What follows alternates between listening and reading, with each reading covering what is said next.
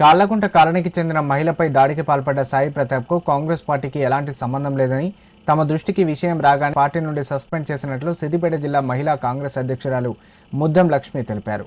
సిద్దిపేట ప్రభుత్వ ఆసుపత్రిలో చికిత్స పొందుతున్న బాధితురాలిని కాంగ్రెస్ మహిళా విభాగం నాయకులు పరామర్శించారు. అనంతరం వారు మీడియాతో మాట్లాడారు.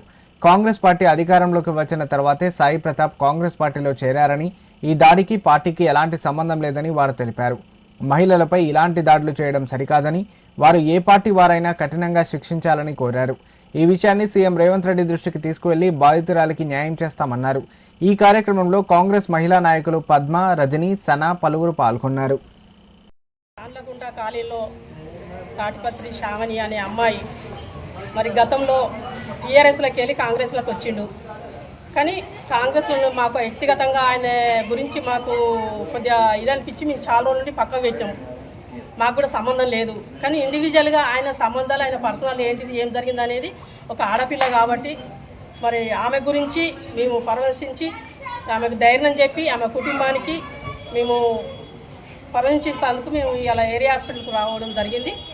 కావున దీనికి కొంతమంది నాయకులు తెలిసి తెలియని వాళ్ళు, కాంగ్రెస్ పార్టీ వాళ్ళు ఇట్లా చేస్తున్నారు అని మాట్లాడుతున్నారు.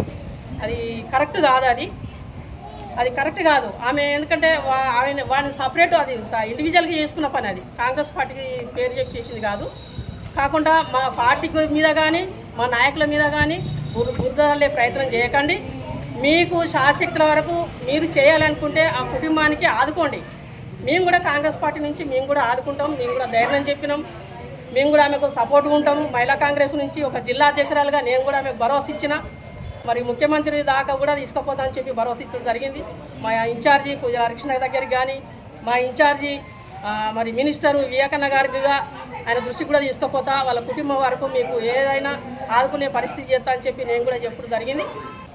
మరి బురదల్లే ప్రయత్నం చేసి వాళ్ళ కుటుంబాన్ని రోడ్డు మీద వేయకుండా మీరు కూడా పెద్ద మనసు చేసుకొని, ఏ పార్టీకి సంబంధం లేని వ్యక్తి వాడు, మరి మీరు బురద అల్లుకుంటూ కాంగ్రెస్ పార్టీని బురద అల్లుకుంటూ మీరు అది వాళ్ళ ఫ్యామిలీ రోడ్డు మీద చేస్తే బాగుండదు. బీఆర్ఎస్ నాయకులకు ఏం చెప్తున్నా అంటే మీరు కూడా ఆదుకోండి. ఒక ఆడపిల్ల, చిన్నపిల్లలు ఉన్నారు, మరి దాని విషయంలో ఆదుకోండి. కానీ మీరు కాకుండా మేము కూడా వాళ్ళ కుటుంబంలో ఆదుకుంటామని చెప్పి ఈరోజు